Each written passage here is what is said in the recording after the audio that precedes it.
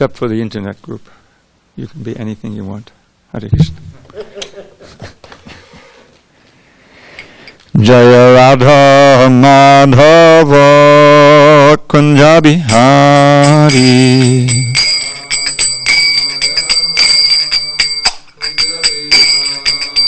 Jaya Radha Madhava Kunja Bihari.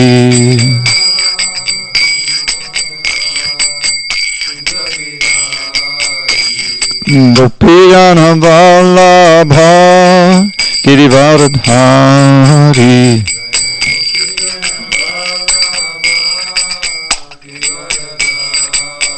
Jaya Gopiyana Vallabha Girivaradhari.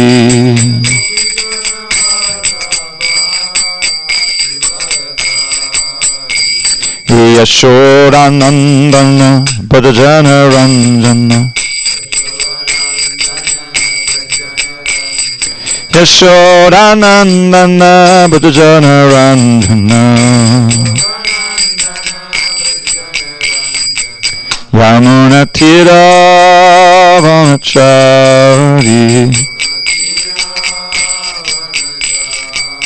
Yamuna Tira Vanachari.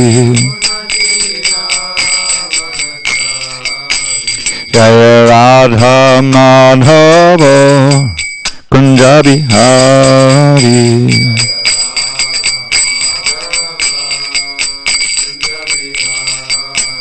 Jaya Radha Madhava Kunja Bihari.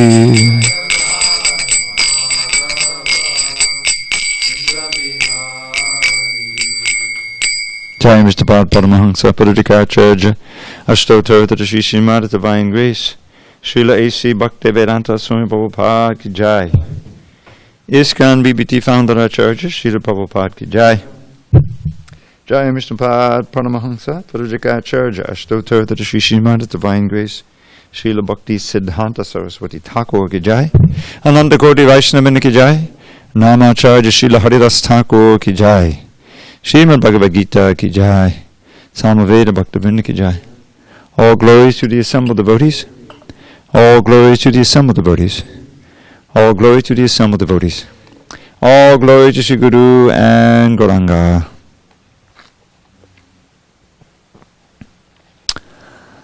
Okay. Mondays are always hard because I usually forget. I might have forgot to put the thing. Did we do 67? I think we may have. Like the boat's carrying the way. I think we did the boat. The sense is one sense, like a boat, like a wind carrying the boat of the mind.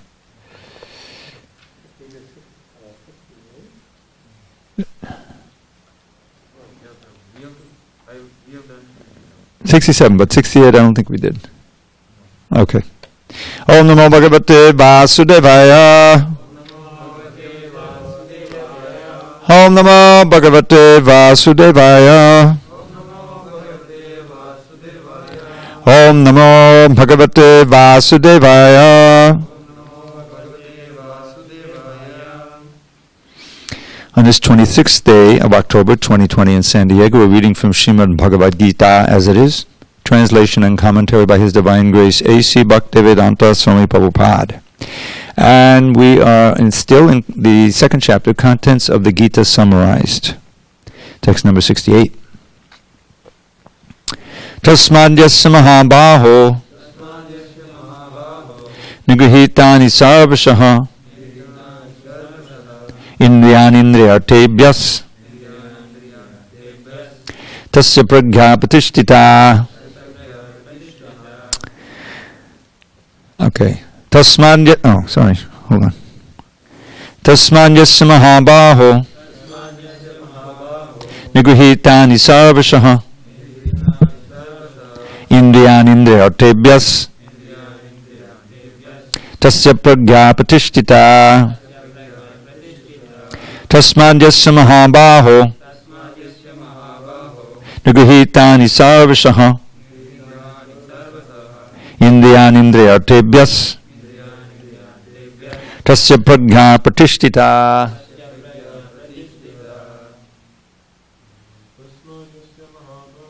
Tasman yasya mahabaho nigahitani sarvashaha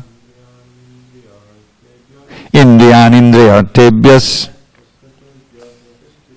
tasya prajna pratishtita. Tasman yasya mahabaho nigahitani sarvashaha indriyan indriyartebhyas tasya prajna pratishtita. Back to Glenn. Tasman yasya mahabaho nigahitani sarvashaha indriyan indriyartebhyas tasya prajna pratishtita. Gosh.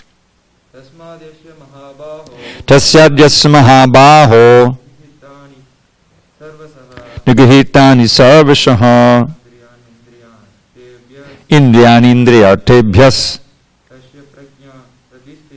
tasya prajna pratishtita. Ravi. Tasmad yasya mahabaho nigahitani sarvashaha indriyan indriyartebhyas tasya prajna pratishtita. Head.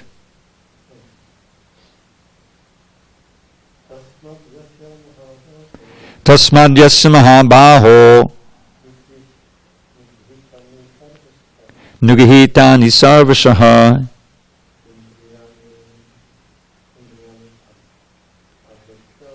indriyan indriyartebhyas tasya prajna pratishtita.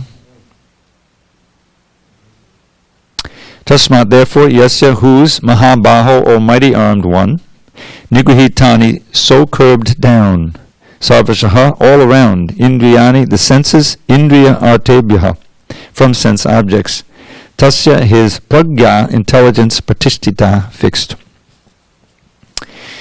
Therefore, O mighty armed one whose senses are restrained from their objects is certainly of steady intelligence. Purport.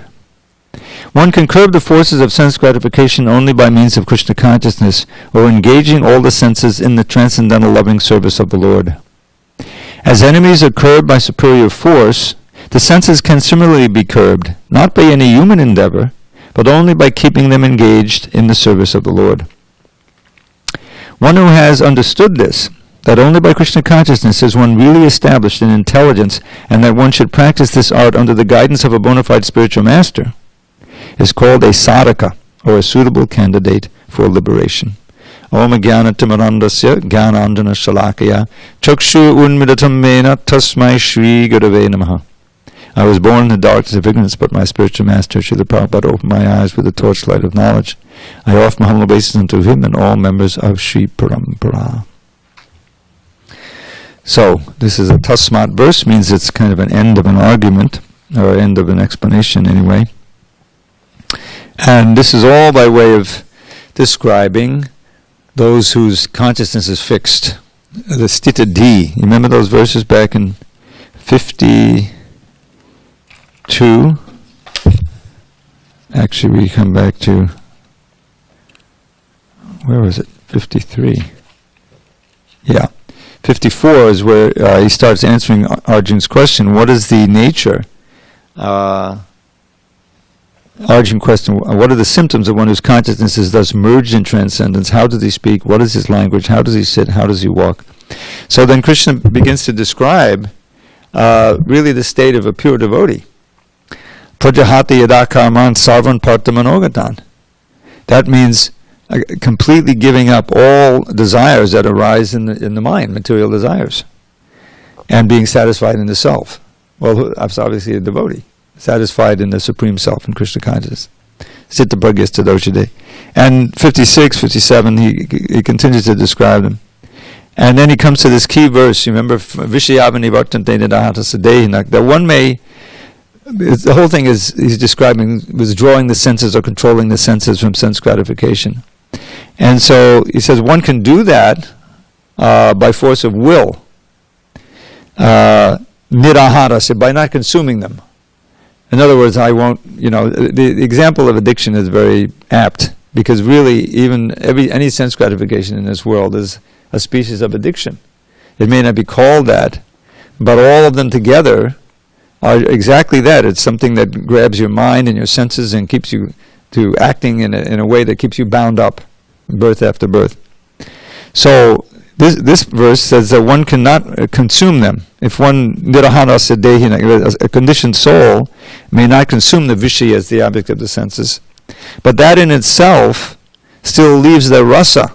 The taste for it is still there in the heart. And that rasa, that taste, can only be expunged by param drishtva, which is kind of a code way of saying seeing and encountering the Supreme Personality of God. Param means supreme. What is he? Far superior things. So that far superior things is explained in the purports. Is Krishna. So Krishna consciousness alone can actually situate one on a firm platform of detachment. This idea of vairagya is key to understanding how Krishna consciousness works, because we're bound up by so many attachments. That's raga, dvesha, vimukta is too. That's the verse that's coming up. So all those attachments, those which are latent in the mind that come out only in certain circumstances, those are still binding forces. They're ropes that bind you. So someone may understand that and said, okay, I've got to quit this. But how many millions of people, majority of ladies, trying to lose weight in America or any modern country, Western? Millions and millions. This diet, that diet, this formula, whatever it may be. And it all involves, eating less, rich food, doing some exercise, and maybe there's prayer involved, I don't know. But unless you get a higher taste, Krishna consciousness, there's no way of controlling that. And it's known. You go and you get this diet, and you get a little slimmer, and you go off the diet, you get fatter than you were before. And then you get serious addictions like alcohol and drugs, which are very difficult to stop. And every former alcoholic knows, if you're in the wrong association, if you wander into a bar just because your friend is in there, the association, the smells, the whole atmosphere, it's just, you fall off the wagon. So that's what's being described here. Rasa varjam must be, but the taste remains. But that taste itself can be uprooted for good by Krishna consciousness. And I think it's in this verse where Prabhupada quotes it's the next one. Is that even by yatsato, by striving very hard, and someone who knows, I don't know if I quoted the verse by Prahlad, he has a beautiful verse in the same line here. You know that it's bad for you, that the sense gratification leads to misery, but indriyani pramatini haranti basabangmana. The senses are so strong, pramatini, that they take away the mind even of a vipaschita, one who is full of discriminating knowledge. Knowledge alone will not give you vairagya. Knowledge can be a very important element of vairagya, but it can give you the status and the platform of vairagya that's everlasting, that really is what you need. So Krishna goes along in the same vein. Okay, the solution is, and here I mentioned text 61, where he talks about himself for the first time in the Gita, of serving me. Tani sarvani sangyamya yukta asita matpara. All of those senses have to be controlled and connected to me. Matparaha. Vashahi yasyandriyani tasya pragyapatishita. And then in that state, the senses can actually be controlled if they're fully engaged in Krishna. And he quotes his wonderful verses about Ambarish. First he put his mind on the lotus feet of the Lord. He used his hands for cleansing the temple, his feet for walking in the temple, his nose for smelling the fragrance of the incense. Every sense in his mind, and his desires for fulfilling the desires of the Lord. And he was completely fixed. So then, back and forth. Now, Krishna, in 2 verses, he describes the standard process of degradation of the soul, helplessly in this world. And just by living here, whatever species, grow up. But the human species, all the senses are active, the mind, the intelligence, the imagination. And so, dhyayato vishayan, by meditating on the objects of the senses, one develops attachment for them. I mentioned how the advertising business is built on this principle, right? Somehow or other, get them to perceive the object of the senses that we're selling in the most favorable light. Usually they throw in, a little titillation, sex, There's the car, and there's a beautiful girl on the car. I remember I had this experience. It was in Bombay. I was in Bombay, and I was walking on the street. Huge billboards they have about. I don't know if they have them in every city, but and this was they were advertising some bed, and there was a lady. I mean, she was clothed, but you get the idea. This beautiful lady looking right at you, and there's the bed. This is Bombay. So it's all over. There was this Western culture, which is just degradation. So by contemplating the objects of sense, and the desire for them comes attachment. And that attachment, this famous line, Sangat Sandayate Kama, that line has been pulled out of these verses to add meaning to it. It's so, I mean, every parent knows this. According to association, you develop desires. Who are you hanging out with? Don't associate with that guy. Like they try to protect the children because they don't know. They just fall into bad association, and they get, before you know it, they're drinking beer and then whatever. So sangat sandayate kama, by the association, attachment, and the contemplation and the engagement grows into kama, which is really a strong, uncontrollable desire. And when that's frustrated, which it must be eventually, you become angry. And if you can't just, find the object of your anger to express it, you turn it in when you get depressed. This is the result of it. And so then from the quote, but some moha, you can become completely bewildered. And that leads to the loss of memory. And you realize, your memory is so important when you get up in the morning. If you forget it, what's my name? Where do I work? Who am I? You're finished. Your memory is key to your living from day to day. So if you lose your smriti vibhrama, then you lose your memory. I mean, drugs can do that. Old age, then buddhi nasha. And if your intelligence is lost in the human form, you've lost your advantage. You're just an animal. You're helpless. So what's the solution? Very important verse 64. Raga dvesha vimuktais 2. By practicing the regulative principles of freedom. This is such a wonderful phrase. We know about the regulative principle. This is more than just the 4 regs. These are all the do's and don'ts of bhakti. Anukulyasya sankalpa, pratikulyasya varjanam. These are the first 2 elements of surrender. To accept what's favorable for Krishna consciousness and reject what's unfavorable. Well, both of those can be austerity. You have to accept something that's want to do, but you do for a higher cause, and you have to give up something that's pretty dear to you, and because for the same reason. But that's what it means to any discipline you want. On material side, the same thing has to be there.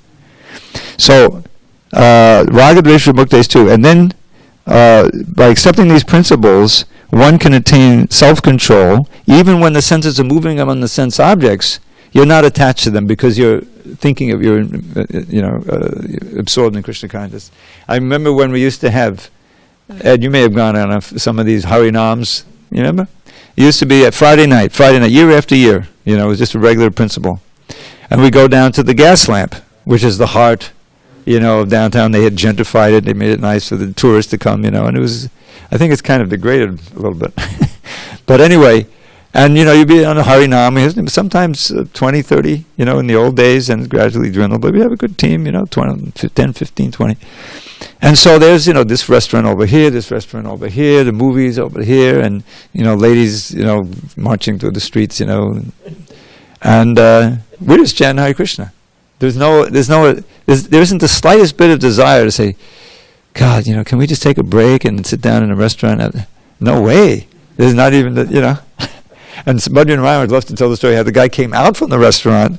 This is the old days when they really had big parties.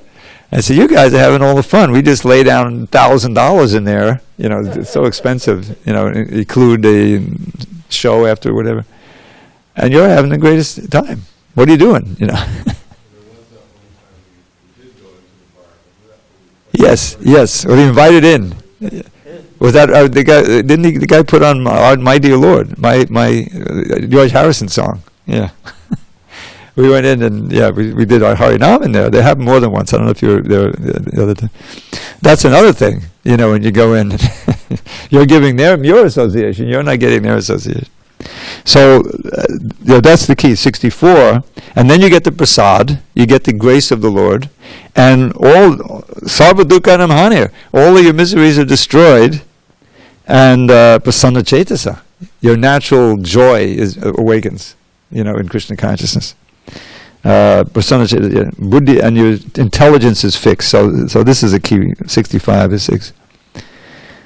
So and then he goes on, but then again he said, but be careful. Even one of the senses your mind gets fixed on could be like a wind carrying the boat of your mind away. So all the senses have to be engaged. Sarva. So then today's verse. Therefore, one whose senses are completely controlled, which he has described as only can happen in Krishna consciousness, Prabhupada makes that clear in the purport, is one of steady intelligence. And on the basis of that steady intelligence, a steady mind, even when things are disturbed outside, you still have a kind of a ballast, a gyroscope that keeps you calm, which is a very valuable skill to have. One can practice devotional service seriously, and this is called a sadhaka. Now you've just entered into the house of bhakti. Now you can continue and you can develop more. So it's all very scientific. All right, let's see if we can finish this chapter tonight. So we're going on, text 70. No, 69. I'm sorry.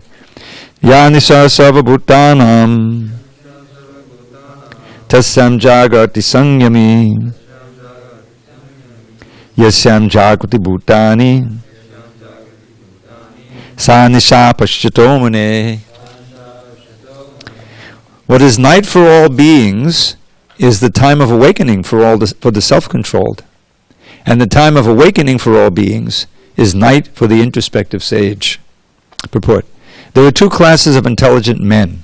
One is intelligent in material activities for sense gratification, and the other is introspective and awake to the cultivation of self-realization. Alex, go in the back and tell them, please close the door. They do this all the time. Thanks. Activities of the introspective sage or thoughtful man are night for persons materially absorbed. Materialistic persons remain asleep in such a night due to their ignorance of self-realization. The introspective sage remains alert in the, quote, night of the materialistic men. The sage feels transcendental pleasure in the gradual advancement of spiritual culture, whereas the man in materialistic activities, being asleep to self-realization, dreams of varieties of sense pleasure, feeling sometimes happy and sometimes distressed in his sleeping condition. The introspective man is always indifferent to materialistic happiness and distress. He goes on with his self-realization activities undisturbed by material reactions. So this was nicely illustrated before the COVID era. And I think years ago, when I first moved here, back in the 80s and 90s and 2000s, this is an unusual area. And I noticed when we first moved here, hey, there's no kids around. You don't see any 10-year-old, 8-year-olds, parents. It's all, young people of college age, maybe just got out of college. It's a party town. It's a party area, this Pacific Beach. So, I'd be going to Mangalartik, walking at 4:30, and the parties would be going on. Still. Sunday morning, that means Saturday night, And there used to be, it doesn't happen anymore, but there was one apartment building, complex. It was all youngsters, partiers, until that everyone knew that, it was going to be, carousing throughout the night, So I would come to Mangalartik, and then I would maybe walk back to my place. And by the time I started walking back, maybe at 5:15, 5:30, it was quiet. They had crashed, So it was just like this. We're getting up at 5, and they're getting ready to go to sleep, and they're certainly not concerned about Brahma Muhurta. They're sound asleep, Brahma Muhurta, well into the daylight hours, 10 o'clock, 11 o'clock. I mean, I used to do that, especially on the weekends when I was growing up, be school, and then get to bed late, 11 o'clock, do all my homework, And then on the weekends, oh God, I could sleep in. I don't have to get up at 7 in the morning to go to school. I can sleep till 10, 11, maybe even noon, Prabhupada actually talks about that. So they think the greatest pleasure is to sleep half the day. He would describe how, you call them the postal peons. Postal peons, the postmen in India, Calcutta, because he lived in Calcutta. And they would get a package, to deliver, and then they go to the park and sleep for half the day, and then they deliver that one package and go back. And they say, "Oh, all right, we had a great day. We had a really good day. We got extra sleep." So it's like, did you have something? Years ago when we had afternoon classes, we Photoshop from 1 to 5. And I'd have these people, they'd stand around at 1:30 or 2 o'clock in the afternoon. What's the problem? Well, I just got up.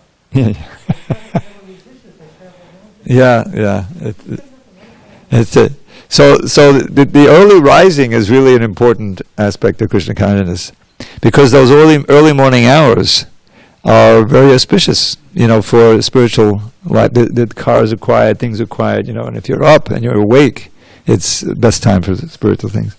So but the general principle here is that it's not just what's night and day and sleeping and nothing.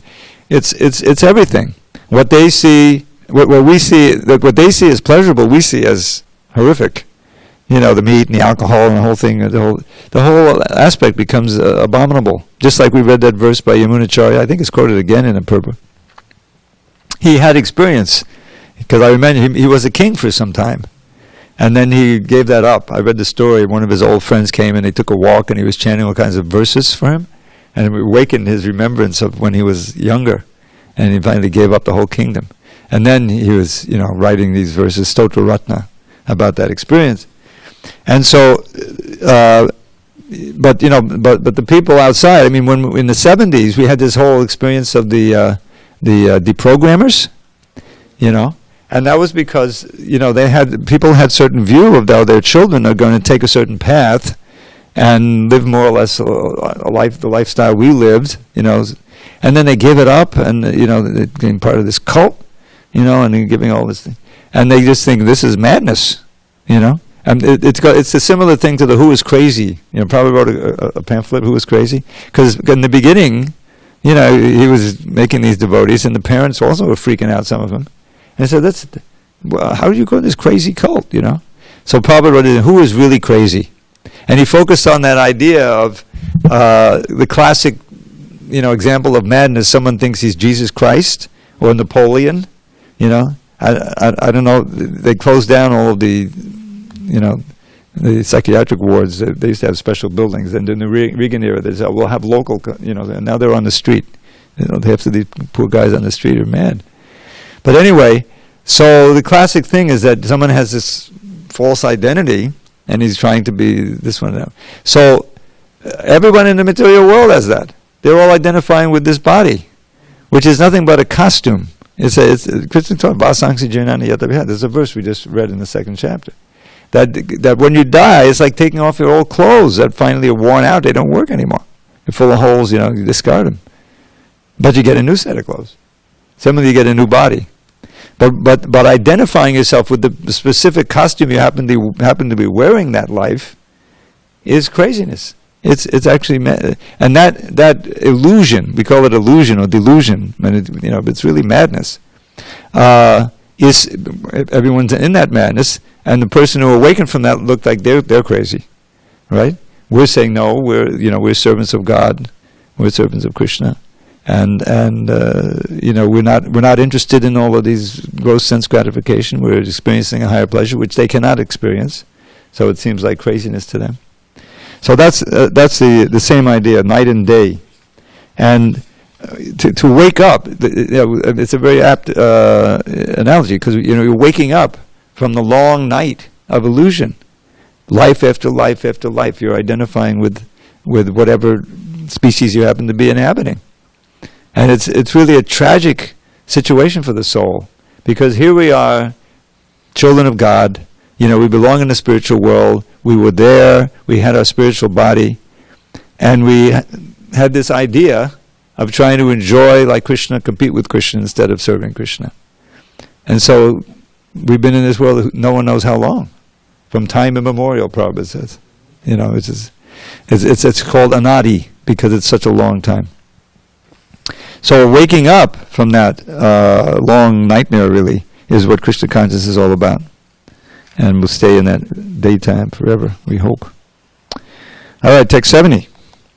Apuyamanam achalapatishtam samudramapa pravashanti yadvat tadvat kamayang pravishanti sarve tashanti mapnoti nakama kami. A person who is not disturbed by the incessant flow of desires that enter like rivers into the ocean, which is ever being filled but is always still, can alone achieve peace, and not the man who strives to satisfy such desires. Purport. Although the vast ocean is always filled with water, it is always, especially during the rainy season, being filled with much more water. But the ocean remains the same, steady. It is not agitated, nor does it cross beyond the limit of its brink. That is also true of a person fixed in Krishna consciousness. As long as one has the material body, the demands of the body for sense gratification will continue. The devotee, however, is not disturbed by such desires because of his fullness. A Krishna conscious man is not in need of anything because the Lord fulfills all his material necessities. Therefore he is like the ocean, always full in himself. Desires may come to him like the waters of the rivers that flow into the ocean, but he is steady in his activities, and he is not even slightly disturbed by desires for sense gratification. That is the proof of a Krishna conscious man, one who has lost all inclinations for material sense gratification, although the desires are present. Because he remains satisfied in the transcendental loving service of the Lord, he can remain steady like the ocean and therefore enjoy full peace. Others, however, who want to fulfill desires even up to the limit of liberation, what to speak of material success, never attain peace. The fruitive workers, the salvationists, and also the yogis who are after mystic powers are all unhappy because of unfulfilled desires. But the person in Krishna consciousness is happy in the service of the Lord, and he has no desires to be fulfilled.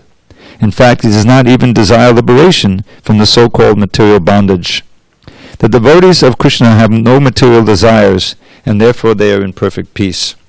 So this can be a little bit puzzling in some regard, because we just got finished quoting Yamunacharya, who was saying, Yadavadi mama chaita Krishna parada vinde, navanamana sadama yunyatam rantamasi, tarabadi bata nadi sangame smaryamani, bhavati mukha vikara sushanishti vanangsha.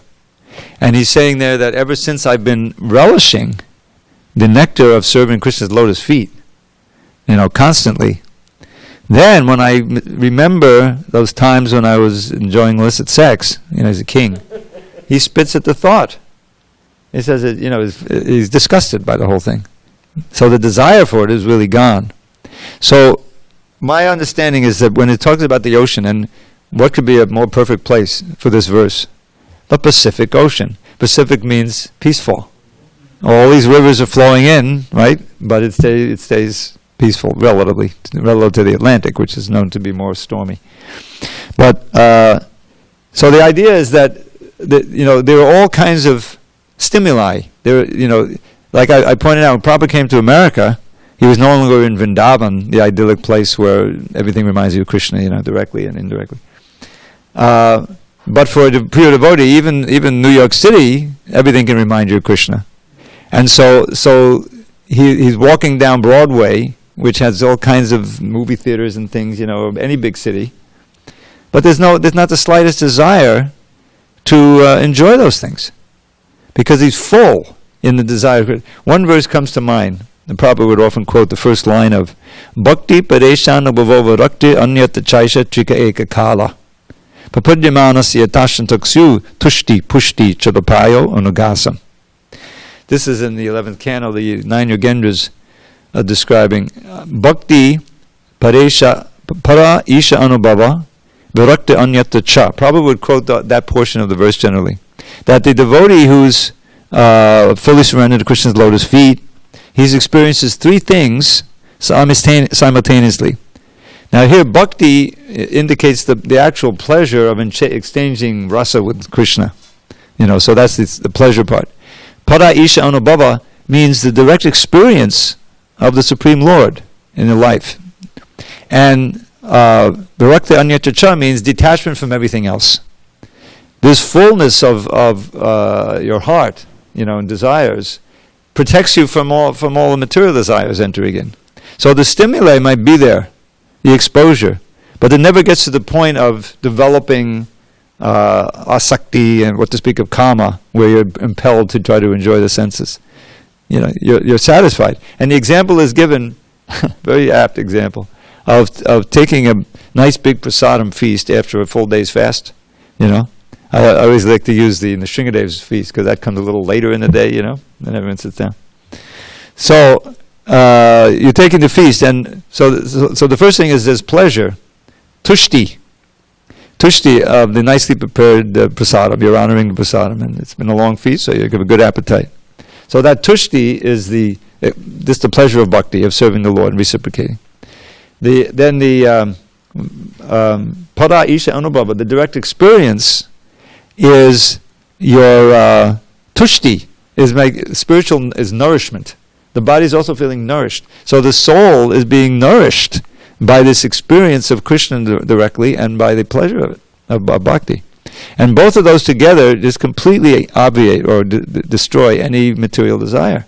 So you become detached from everything. And that's like your hunger is being satisfied. So at a certain point you even become detached from eating anymore. So that's a very nice verse describing the experience, and how only in bhakti, therefore, can you be firmly detached. It may look like some yogi in the mountains, who's gotten very thin from not eating and breathing very slowly. He's austere. But the desire is there, and Prabhupada in this he quotes this verse, and not the Sanskrit or the Bengali. Who can be really peaceful? Because he's talking about peace here. There's a whole section here. This next verse is also Shashanti Madhigachati, second to last verse. And so who can be peaceful? In the teachings of Sanatan, Lord Chaitanya says, Krishna Bhakta Nishkama Ateva Shanta. Bhukti Mukti Siddhi Kami Sakali Ashanta. So the devotee, because he has no material desire, Vihaya Kama Niksarva, next verse exactly says that, and it's all about that. He's actually peaceful. He may or may not get something material, but he's full because he's got Krishna. He's thinking of Krishna, he's relating to Krishna, he's externally and internally, and that's completely fulfills the desire, real desire of the soul. On the other hand, there's basically four categories of human beings. There's the bhukti kamis, mukti kamis, siddhi kamis, and bhaktas. And so bhukti kamis are 99.99% of the people. They're looking for some gross or subtle sense gratification. Don't forget the subtle part. People staring at all those screens all the time, subtle sense gratification. And so, but the bhukti kami, they have a lusty desire to enjoy. So mukti kamis, they really want liberation, and that's a material desire. Ultimately, it's a desire for the absence of any suffering, but that's ultimately material. And then there's the siddhi kamis, the yogis, who may have mixed motives when they start searching out the super soul, but then they get all those siddhis, and they become enamored of those. I remember I had an experience. This was in the, everyone knows Amala Bhakta Swami, right? Anyway, he was my first guru, my Hatha Yoga guru, back in 1972. And he had a studio on the east side of New York, it's a nice area of the town, Manhattan. And he was a student of Yogi Gupta. Oh, I should name names well, Yogi Gupta. And so it was all hatha, that's what I was interested in, that's what I found. And so he, how was it, where was I relating to that? Oh yes. So he was, engaged in this process, and he was working for, and this yogi, his boss would come once a year, and he would set him up. Oh yeah, in a penthouse, and then he would get guests to come in, and if you paid a certain amount of money, you could get initiated right there. Well, luckily I wasn't that much involved, so I was just sort of curious. I paid $15 or something, just had a 10-minute interview or something, But there was one fellow, right, standing in line. He was a young guy, Westerner, but he was dressed as a kind of a yogi, and he was telling everyone how he did this pranayama and this pranayama and this and so on. It was a little baby steps of what the big yogis experience. They have, they can get smaller than the smallest. They can get this. They can do that. Like Durvasa Muni, he could create monsters from his hair and throwing on the, and go anywhere. I mean, he could fly up to Vaikuntha, but he didn't have he wasn't peaceful. He felt offended that this Ambarish was getting more honor than he was. That's not bhakta. Bhakta samanina manadena, right? That's not wanting any honor from somebody, to give honor to everybody else. You see the difference? The ego is getting fed and gets stronger and stronger as you get to be more and powerful yogi. So that's a big material deviation, But the bhaktas, they don't want anything, They don't want anything but service to Krishna. And so they can be truly peaceful. And that's explained in the next verse, which we'll read also. Maybe you can finish this with only 2 verses. Vihaya kama nyaksarvan pumang stadati nikspraha nirmamo narahankara sashanti madhigacchati. A person who has given up all desires for sense gratification, who lives free from desires, who has given up all sense of proprietorship and is devoid of false ego, he alone can attain real peace. Purport. To become desireless means not to desire anything for sense gratification. In other words, desire for becoming Krishna conscious is actually desirelessness. To understand one's actual position as the eternal servitor of Krishna, without falsely claiming this material body to be oneself, and without falsely claiming proprietorship over anything in the world, is the perfect stage of Krishna consciousness. I'm going to read that sentence again. To understand one's actual position as the eternal servitor of Krishna, without falsely claiming this material body to be oneself, and without falsely claiming proprietorship over anything in the world, is the perfect stage of Krishna consciousness. One who is situated in this perfect stage knows that because Krishna is the proprietor of everything, everything must be used for the satisfaction of Krishna. Arjuna did not want to fight. Now this sentence has been revised, because let me just you can enter my world for a minute and think about this. Arjuna did not want to fight for his own sense gratification, but when he became fully Krishna conscious, he fought because Krishna wanted him to fight. Now this sentence seems so reasonable that no one even noticed it. The first editor, the second editor, and everything. But then I said, is this really what Prabhupada wants to say here? Arjuna did not want to fight for his own sense gratification, satisfaction. That means it sounds like he wasn't interested in his sense gratification, satisfaction. He didn't want to fight. But that's not what Prabhupada meant. That's not what he meant. What he meant is that Arjuna wanted to satisfy his own senses by not fighting. Right? Then you say, oh yeah, that's what actually happened. And when you go back to text 39, if you look at the purport, you'll see that that's what's exactly what Prabhupada meant. Yeah. So, right at near the beginning of the purport to 39 on page 105, this third sentence says, Arjuna's proposal not to fight was based on sense gratification. Right? So he wanted to satisfy his own senses by not fighting. It's not that he didn't want to fight for his sense gratification. You understand the difference? Anyway, so this is practically the last correction I just made on the Bhagavad Gita. So Arjuna wanted to satisfy his own senses by not fighting. But when he became fully Krishna conscious, he fought because Krishna wanted him to fight. For himself, there was no desire to fight. But for Krishna, the same Arjuna fought to his best ability. Real desirelessness is desire for the satisfaction of Krishna, not an artificial attempt to abolish desires. See, because the verse begins with Vihaya Kaman, giving up all desires. That means giving up all selfish desires and sublimating into a desire to serve Krishna in various ways. You don't give up desire, and you don't give up activity. Real desire, okay. The living entity cannot be desireless or senseless, but he does have to change the quality of the desires. A materially desireless person certainly knows that everything belongs to Krishna. Isha Vasimidam Sarvam. Who recognizes that line? It's from a book. What is it? Ishopanishad. It's actually mantra 1 of the Ishopanishad. Isha Vasimidam means everything is owned and controlled by the Lord. Isha. And therefore, he, the sadhaka, the devotee, does not falsely claim proprietorship over anything. This transcendental knowledge is based on self-realization, namely, knowing perfectly well that every living entity is an eternal part and parcel of Krishna in spiritual identity, and that the eternal position of the living entity is therefore never on the level of Krishna or greater than him. This understanding of Krishna consciousness is the basic principle of real peace. So, it's so wonderful how Prabhupada, sometimes these purports, he just sums everything up, and you can see, and you can see it all, it all makes sense. Whereas you can imagine if you're just reading like generic translation, you'll never get the idea.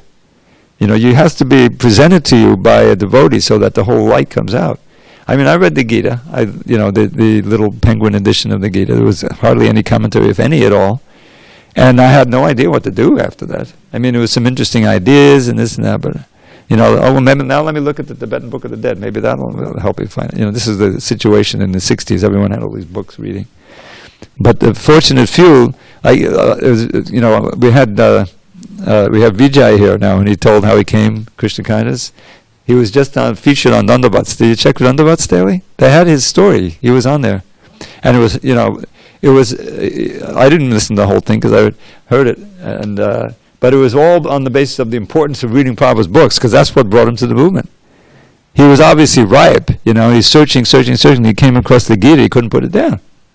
It wasn't even this Gita, it was the abridged Gita, which with like maybe 20% of the purports. But it was so fascinating, and it brought him into the association, So that's the difference. Otherwise, if you read the Gita and it doesn't impel you to act on the basis of it, you've missed a chance. I mean, it's always auspicious, obviously, but that's the great value of Prabhupada's books. So this, sums it all up. Is that this is the situation. How could these words ever be out of state? They're as pertinent now as when Prabhupada wrote them 60 years ago, right? Or 50 years ago, whatever it was. And they'll be for 10,000 years or forever, as much as the Gita. So, because all of us, are in this situation of having this desire, that desire, and the obverse of the desire, which are the fears and the anxieties, which come with material life. And if you're fortunate, you come to the why question. Prabhupada says you have to have why. There's even a why Upanishad, the Kena Upanishad. Why? Why is there anything? I mean, I remember asking myself, I didn't know who to ask, so I started reading Western philosophers. Why is there anything? What's the purpose of all of this existence? You look up in the sky. Prabhupada says his very first purport in the Bhagavatam, 111. The intelligent person looks up in the sky and he sees all the stars, and how did it all come about? What's behind it? Who's, if you don't come to that question, which is a species of a tato brahma jigyasa, then you're not really a human being. You're just a polished animal. All of this sense credit may be very refined, but it's just different modes of nature of the same thing. It doesn't help you. It hurts. So this questioning, when you get the right source of knowledge can help that, then the inquiring mind is just fascinated by it because it all makes sense. and it gives you something to do. Prabhupada says the sadhaka.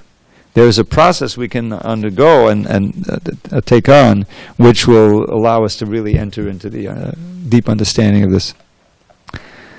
So this is the basic principle of real peace. It has to start in the heart. I mean, I was part of the peace movement, back in the 70s, because we had this horrific war going on, the Vietnam War, and it's just year after year, demonstrations, so many things, and we didn't do any good. I mean, we thought 68, that's a definite year. The revolution's going to happen, And instead, Nixon wasn't elected, and everybody just started taking shelter of drugs and everything. It's very discouraging. But then, when I came to Krishna consciousness, I realized that the real peace has to start in the consciousness. It's not some external thing. It starts here. And then, that makes sense. Okay, 72. Esha brahmistiti parta nainam prapya vimuyati stidvasyam antakalepi brahmanirvanam richati. That is the way of the spiritual and godly life, after attaining which a man is not bewildered. If one is thus situated even at the hour of death, one can enter into the kingdom of God. Purport. One can attain Krishna consciousness or divine life at once, within a second, or one may not attain such a state of life even after millions of births. It is only a matter of understanding and accepting the fact.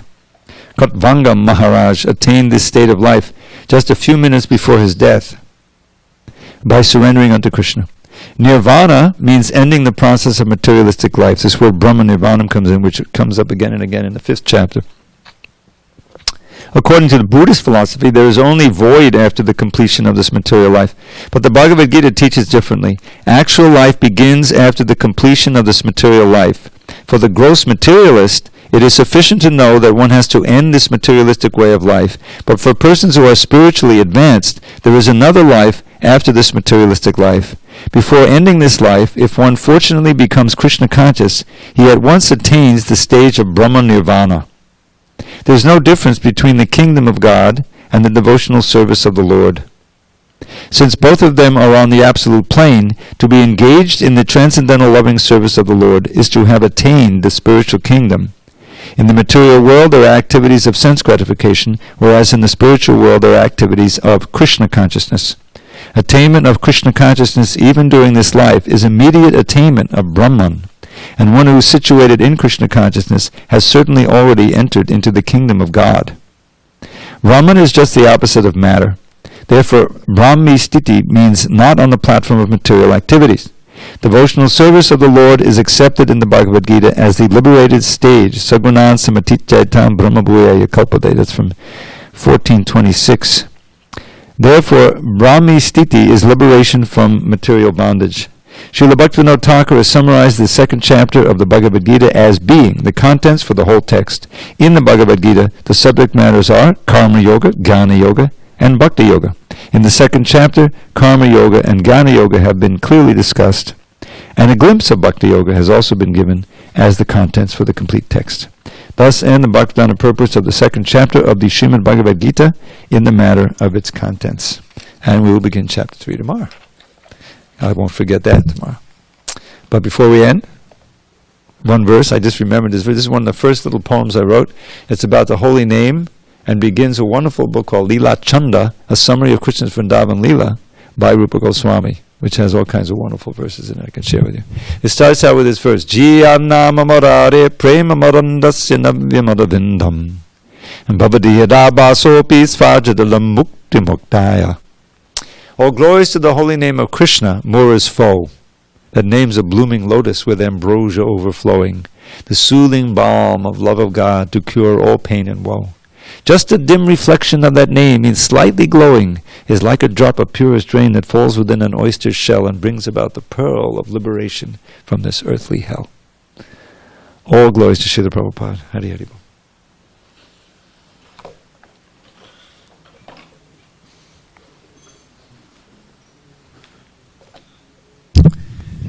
Jiyannama